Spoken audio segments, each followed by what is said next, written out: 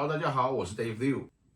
好的，在这茫茫的房源里面呢，可能几十套、几百套，我们看了这么多间房子里面，你挑出来，最后你心满意足的有那么一间或两间，是你觉得这是可以买的，你想买的，那我们接下来就要做买这个房子的这个流程了。流程的第一步就是要下一个 offer。那下 offer 事实上以中文来翻译的话，我觉得比较贴切是买单，是一个买卖合同。那买卖合同最主要的就有几个你必须要特别着重的。第一个是价钱，价钱多少钱？当然这价钱可能是讨价还价啦，我们开比较低，开比较高之类等等的。再来第二个就是时间，你要什么时候成交？你要什么时候入住？好的，那下 offer 的时候呢，首先呢，你这个如果说是很多人在抢这个房子，因为有时候你在看房，你看中那一套房，别的客人也喜欢这套房，那他经纪可能会在卖家那边有一个合约签着说，我们所有的 offer 都不会收，直到某一天的几点钟统一收 offer。这种情况通常会造成一个 multiple offer 的 situation， 也就是说是多个买单在竞标的状态之下。那这时候我们可能下的 offer 价钱会比它的要价再高一点点，看最后谁能够胜出。当然还有条件也很重要，所以你要决定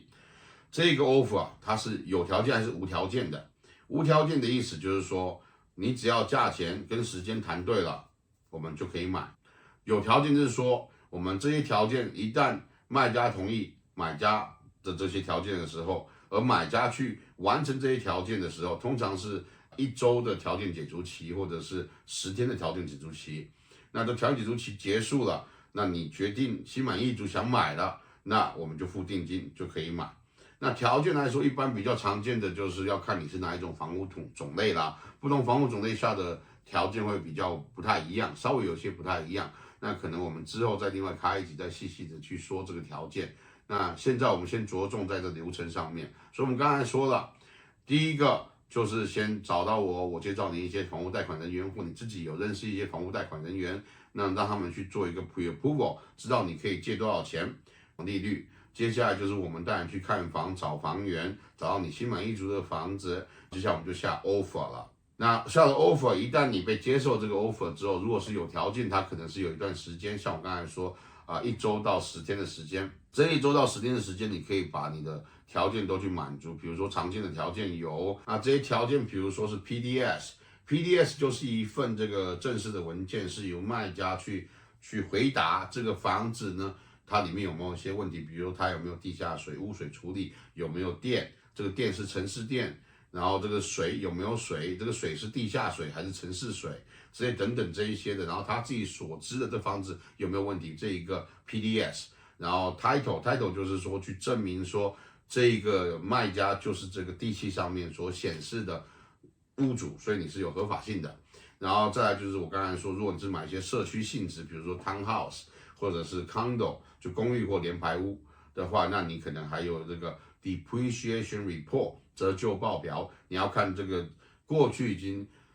损毁了多少的程度，就是它折旧多少了，然后未来有没有一些重大工程，修电梯、修外墙、修屋顶、修窗户等等的，那这些是要多急迫性，是很久以后才要修，还是马上就要修？那修多少钱，这都要了解。所以 depreciation report 还有 inspection， 就是你要找一个验屋师来做验屋啦，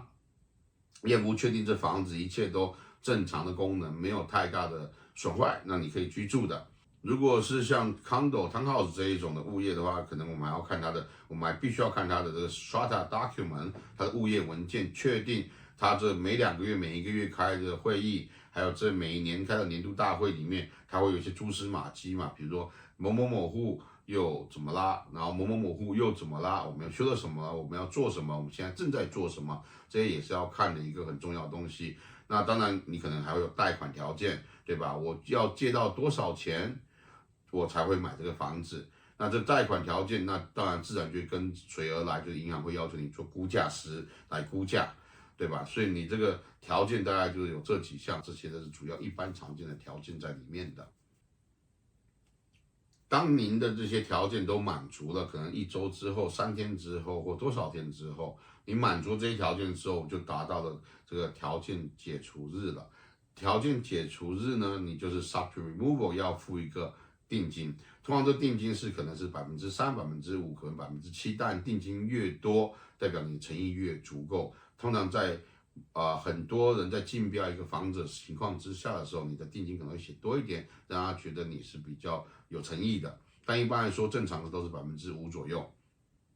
所以条件一旦解除了，你会出一个条件解除的一个合约，说我条件解除了，我满意这个房子，然后付上定金。定金通常是这个24个小时之内，或者是1个工作日之内，或者几天之内付上定金。那这就是确认买家卖家已经完成这个买卖的首要部分，也就是说都确定彼此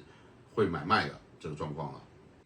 当然，如果你下无条件，你就是一旦价钱谈定了，这个时间也谈定了，那你就买的话，你也不用太紧张，因为事实上在我们 BC 省是有一个保护条款的，就算你是下了无条件，因为你要跟别人竞争，没有条件去买这个房子，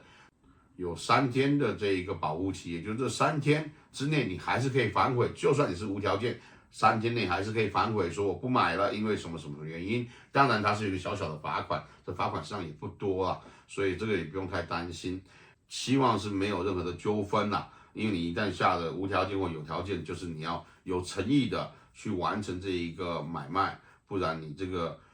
下这个 offer， 它的那个意义就可能会变了，那可能会产生一些纠纷。那当然是希望在没有纠纷情况之下，绝大部分是没有纠纷的，所以也不用太担心。这个频道我们会分享许许多多关于商住地产的相关知识和一些小技巧。